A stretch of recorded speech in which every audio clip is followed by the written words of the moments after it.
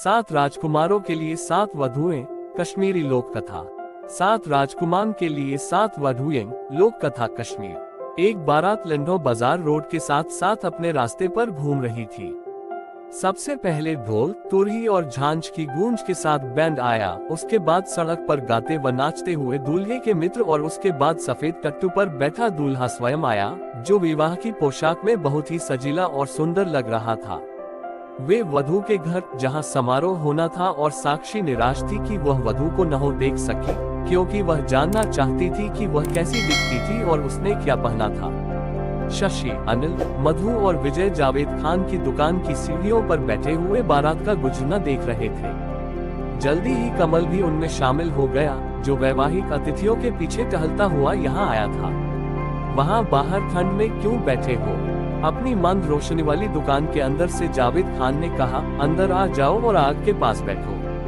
मैं तुम्हें एक सबसे असाधारण शादी का एक किस्सा सुनाऊंगा, जो मेरी वादी में कई साल पहले हुई थी। बहुत बहुत पहले एक राजा था, जिसके 7 पुत्र थे। वे सब के सब बहादुर, सुंदर और चतुर थे। वृद्ध राजा सबको बराबर प्यार करता था और राजकुमार एक सी पोशाक पहनते थे तथा उन्हें समान भत्ते मिलते थे। जब वे बड़े हुए तो उन्हें अलग अलग महल दिए गए, लेकिन महल एक जैसे बनाए गए थे और उनकी साज सज्जा भी एक जैसी की गई थी। और अगर तुमने एक महल देख लिया था तो समझो सारे महल देख लिए थे। जब राजकुमारों की विवाह योग्य उम्र हुई तो राजा ने एक समान सुंदरता और प्रतिभा वाली 7 वधुएं खोजने के लिए सारे देश में अपने राजदूत भेजे। राजा के संदेश वाहकों ने हर जगह की यात्रा की, कई राजकुमारियां देखी, लेकिन 7 उपयुक्त वधुएं नहीं ढूंढ सके। जे लौटकर राजा के पास आए और अपनी विफलता के बारे में राजा को बताया। अब तो राजा इतना निराश और दुखी हो गया कि उसके मंत्री ने फैसला किया कि इस समस्या को हल करने के लिए कुछ न कुछ तो करना ही पड़ेगा।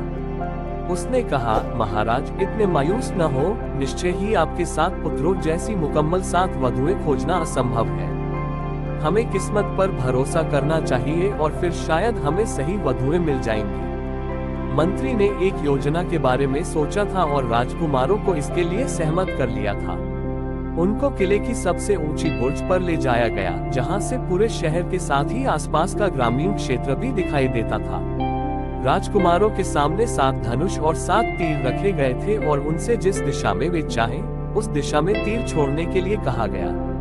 प्रत्येक राजकुमार ने उस लड़की से विवाह करने की सहमति दी थी, जिसके घर पर उसका तीर जाकर गिरेगा, चाहे वह किसी राजकुमार की लड़की हो या किसी किसान की। राजकुमारों ने धनुष उठाए और अलग अलग दिशाओं में तीर छोड़े। सबसे छोटे राजकुमार को छोड़कर सभी राजकुमारों के तीर प्रसिद्ध और अत्यंत प्रतिष्ठित परिवारों के घरों पर जाकर गिरे थे। लेकिन सबसे छोटे राजकुमार द्वारा छोड़ा गया तीर शहर की सीमा से बाहर चला गया था और दृष्टि से ओझल हो गया था। नौकर तीर की तलाश में सभी दिशाओं में दौड़ पड़े और एक लंबी खोज के बाद उसे एक बहुत बड़े बरगद के पेड़ की शाखा में गड़ा हुआ पाया गया, जिसके ऊपर एक बंदरिया बैठी थी। एक बंदरिया? बच्चों ने आश्चर्य से कहा। क्या राजकुमार ने बंदरिया से शादी की? अनिल ने पूछा। जावेद खान ने जवाब नहीं दिया, लेकिन हुक्के का एक लंबा ताजगी देने वाला कश खींचा और अपने श्रोताओं के ध्यान केंद्रण के दबने का इंतजार करने लगा। जावेद खान ने किस्सा जारी रखते हुए कहा, राजा को बहुत पछतावा हुआ जब उसे पता चला कि उसके सबसे छोटे राजकुमार के तीर ने ऐसा दुर्भाग्यशाली निशाना लगाया है। राजा और उसके दरबारी एवं मंत्रियों ने एक त्वरित बैठक की और फैसला किया कि सबसे छोटे राजकुमार को तीर के साथ एक और अवसर दिया जाना चाहिए। लेकिन हर किसी को चकित करते हुए राजकुमार ने दूसरा अवसर लेने से इनकार कर दिया। मैं शिकायत नहीं करता, उसने कहा। मेरे भाइयों को अच्छी और सुंदर पत्नियां मिली हैं और यह उनका सौभाग्य है। लेकिन मुझे वह कसम तोड़ने को मत कहो जो मैंने तीर चलाने से पहले ली थी। मैं जानता हूँ कि मैं बंदरिया से विवाह नहीं कर सकता, लेकिन चूंकि मैं नहीं कर सकता, इसलिए मैं किसी से भी विवाह नहीं करूँगा। इसकी बजाय मैं बंदरिया को घर ले आऊंगा और एक पालतू की तरह से उसकी देखभाल करूंगा। और सबसे छोटा राजकुमार शहर से बाहर गया और बंदरिया को घर ले आया। 6 भाग्यशाली राजकुमारों के खूब धूमधाम से विवाह हुए। शहर में प्रकाश और आतिशबाजी से जश्न मनाया और सड़कों पर संगीत एवं नृत्य हुए। लोगों ने अपने घरों को आम और केले के पत्तों से सजाया था। पूरे शहर में खुशी का माहौल था, सिवाय सबसे छोटे राजकुमार के घर के, जो बहुत अकेला और दुखी था। उसने अपनी बंदरिया के गले में हीरे का एक पट्टा डाला था और उसे मखमल की गद्दी वाली एक कुर्सी पर बिठाया था। राजकुमार ने कहा, ऐ बंदरिया, आज इस खुशी के दिन तुम भी उतनी ही अकेली हो जितना मैं हूँ। लेकिन मैं यहाँ तुम्हारे ठहराव को खुशियों से भर दूंगा। क्या तुम्हें भूख लगी है? और उसने स्वादिष्ट आमों का एक कटोरा उसके सामने रख दिया तथा उसे उन्हें खाने के लिए राजी कर लिया। वह बंदरिया से बातें करने लगा और अधिकतर समय उसके साथ बिताने लगा। कुछ लोगों ने उसे मूर्ख या जिदूदी कहा, दूसरे सोचते थे कि वह थोड़ा सा पागल है। राजा ने अपने मंत्रियों और बेटों के साथ स्थिति पर चर्चा की और राजकुमार को फिर से होश में लाने और किसी उपयुक्त परिवार में उसका विवाह करने के लिए कोई न कोई रास्ता निकालने का निर्णय किया। लेकिन सबसे छोटे राजकुमार ने अपने पिता, भाइयों और मित्रों की सलाह व मनुहारों को सुनने से इनकार कर दिया। मैंने वचन दिया था, उसने उत्तर दिया, और मेरा वचन पहाड़ की तरह अटल है। महीनों गुजर गए, पर राजकुमार ने अपना मन नहीं बदला। इसके बजाय ऐसा लगने लगा कि उसका बंदरिया के प्रति लगाव अधिक बढ़ गया था और उसे अक्सर महल के बागों में बंदरिया के साथ टहलते हुए देखा जाता था। अंत में राजा ने सातों राजकुमारों की एक बैठक बुलाई और कहा, मेरे बेटों, मैंने तुम्हें जीवन में खुशी खुशी व्यवस्थित होते देखा है। यहाँ तक कि तुम भी, मेरे सबसे छोटे बेटे, अपनी अजीब साथी के साथ खुश दिखाई देते हो। एक पिता की खुशी अपने बेटे बेटियों की खुशी में होती है। इसलिए मैं अपनी बहुओं से मिलना चाहता हूँ और उनको उपहार देना चाहता हूँ। सबसे बड़े बेटे ने तुरंत अपने पिता को अपने घर भोजन पर निमंत्रित कर दिया और दूसरों ने भी निमंत्रण को दोहरा दिया। राजा ने सबसे छोटे बेटे के निमंत्रण सहित सबके निमंत्रणों को स्वीकार कर लिया। स्वागत बहुत भव्य हुए और राजा ने अपनी वधुओं को कीमती जवाहरात एवं महंगी पोशाकें उपहार में दी। अंत में राजा का स्वागत करने की सबसे छोटे बेटे की बारी आई। सबसे छोटा राजकुमार बहुत परेशान हुआ। वह उस घर में अपने पिता को कैसे आमंत्रित कर सकता था जिसमें वह एक बंदरिया के साथ रहता था। वह जानता था कि उसकी बंदरिया इलाके की अनेक बड़ी बड़ी महिलाओं से अधिक सौम्य और प्रिय है और वह इस बात पर दृढ़ था कि वह उसे छुपाएगा नहीं, जैसे वह कोई शर्मिंदा होने वाली चीज हो। बाग में उसके साथ टहलते हुए उसने कहा, मुझे अब क्या करना चाहिए मेरी दोस्त? काश परेशानी की घड़ी में मुझे आराम, राहत देने के लिए तुम्हारे पास जुबान होती। मेरे सभी भाइयों ने मेरे पिता को अपने घर और अपनी पत्नियां दिखाई हैं। मैं जब तुम्हें उनके सामने प्रस्तुत करूंगा तो सब मेरा मजाक उड़ाएंगे। जब भी राजकुमार ने उससे कुछ कहा था, बंदरिया हमेशा एक मूक और सहानुभूतिपूर्ण श्रोता रही थी, लेकिन अब उसने देखा कि वह अपने पंजों से उसके लिए कोई संकेत कर रही थी। उस पर झुकते हुए राजकुमार ने देखा कि उसके एक हाथ में मिट्टी के बर्तन का एक टुकड़ा था और वह उससे लेने के लिए कह रही थी। राजकुमार ने उससे वह टूटा हुआ टुकड़ा ले लिया। उस पर सुंदर जनाना हस्तलेख में ये शब्द लिखे हुए थे, चिंता न करें राजकुमार, उस स्थान पर जाएं जहां आपने मुझे पाया था। मिट्टी के बर्तन के इस टुकड़े को बरगद के पेड़ के खोखले तने में फेंक देना और किसी जवाब की प्रतीक्षा करना। राजकुमार पहले तो झिझका, लेकिन बाद में सोचा कि अपनी बंदरिया की बात मानने से उसकी समस्या और ज्यादा तो बिगड़ने वाली नहीं है। इसलिए मिट्टी के बर्तन का टूटा हुआ टुकड़ा लेकर वह शहर के बाहर गया और उस बरगद के पेड़ के पास पहुंचा। वह एक बहुत पुराना, सैकड़ों साल पुराना बरगद का पेड़ था। उसकी शाखाएं और जड़ें एक विस्तृत गोल घेरे में फैली हुई थी और उसके पत्ते छोटे छोटे कुंजों का निर्माण कर रहे थे। उसका तना हालांकि अंदर से खोखला था, लेकिन बहुत बड़ा और मोटा था। उसके पास जाकर राजकुमार ने मिट्टी के बर्तन का वह टुकड़ा पेड़ के खोखले तने में फेंक दिया और ये देखने के लिए इंतजार करने लगा कि क्या होता है। उसे ज्यादा देर तक इंतजार नहीं करना पड़ा। कुछ ही पलों के बाद हरे रंग की पोशाक पहने एक सुंदर लड़की तने से निकलकर बाहर आए और राजकुमार से अपने पीछे आने के लिए कहा। उसने राजकुमार को बताया कि उसकी राजकुमारी, परियों की रानी, उससे व्यक्तिगत रूप में मिलना चाहती थी।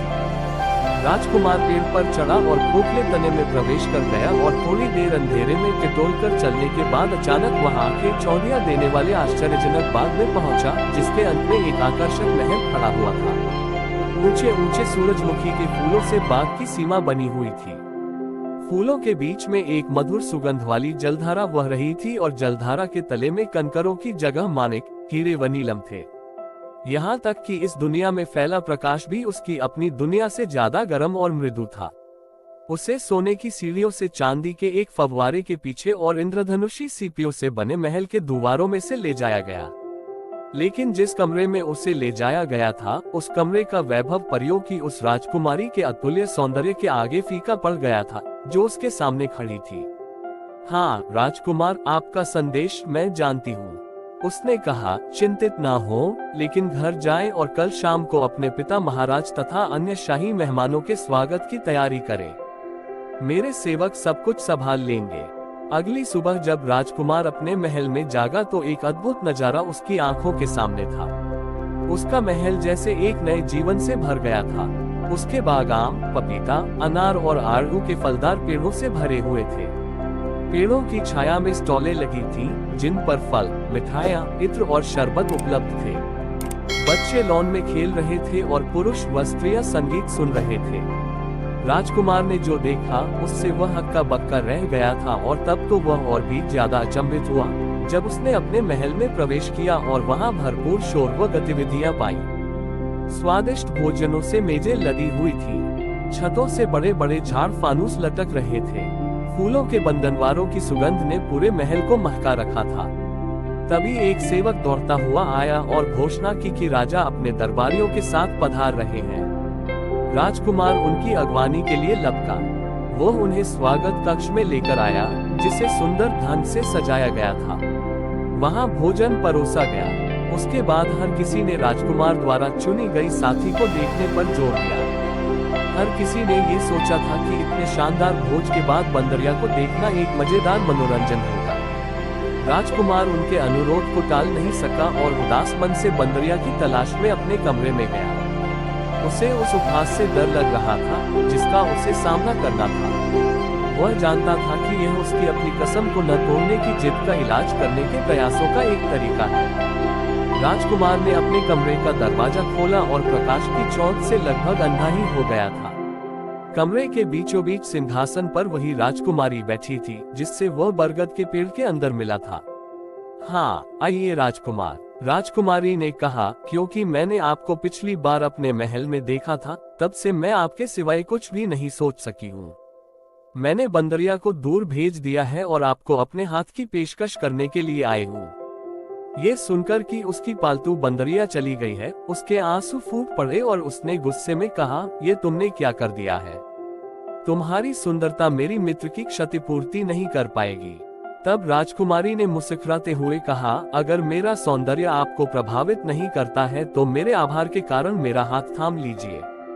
देखिए, मैंने आपके पिताजी और भाइयों के लिए इस दावत को तैयार करने में कितना परिश्रम किया है। मेरे पति बन जाए, दुनिया की सारी दौलत और खुशियां आपके कदमों में होंगी। राजकुमार क्रोधित था। मैंने इस सब के लिए तुमसे कभी नहीं कहा था और न ही मैं ये जानता हूँ कि मुझे मेरी बंदरिया से महरूम करने के पीछे क्या चाल है। उसे मेरे पास वापस लाओ, मैं तुम्हारा दास बन जाऊंगा। फिर राजकुमारी ने सिंहासन छोड़ दिया और राजकुमार का हाथ पकड़कर बड़े प्रेम और सम्मान के साथ उससे बोली, आप मुझ में अपनी मित्र और साथी को देखिए। मैंने आपके विश्वास और निष्ठा की परीक्षा लेने के लिए ही बंदरिया का रूप रखा था। देखिए, मेरी बंदरिया की खाल उस कोने में पड़ी है। राजकुमार ने देखा कि कमरे के एक कोने में बंदरिया की खाल पड़ी हुई थी। वह और राजकुमारी दोनों सिंहासन पर बैठे और जब राजकुमारी ने कहा, उठो उठो उठो, तभी सिंहासन हवा में ऊपर उठा और तैरता हुआ उस हॉल में पहुंचा, जहां अतिथि एकत्र हुए थे। राजकुमार ने राजकुमारी को अपने पिता के सामने प्रस्तुत किया। तुम राजा और अतिथियों के आश्चर्य का अनुमान लगा सकते हो, जो वहां मेजबान के रूप में एक बंदरिया को देखने के लिए आए थे। राजा ने अपनी नई पुत्रवधू को अनेक उपहार दिए और जल्दी ही पूरे इलाके में लोग राजकुमार और उसकी सुंदर रानी की प्रशंसा करने लगे। लेकिन ऐसे शानदार लोगों की खुशी का वर्णन करने वाला मैं कौन होता हूँ? मनमोहक लोक कथाओं पर नियमित अपडेट के लिए हमारे चैनल को सब्सक्राइब करना न भूलें, क्योंकि हम कहानी कहने की लौ को जीवित रखने का प्रयास करते हैं। हमारे किसी भी आगामी एपिसोड को देखना न भूलें, जहां हम भारतीय लोक कथाओं के खजाने से अधिक छिपे हुए रत्नों को उजागर करेंगे। हमसे जुड़े और इस अविश्वसनीय साहसिक कार्य का हिस्सा बने, क्योंकि हम आपको लोक कथा इतिहास, लोक कथाओं का अनावरण की मनोरम दुनिया में जाने के लिए आमंत्रित करते हैं। मंत्रमुग्ध और प्रेरित होने के लिए तैयार रहें।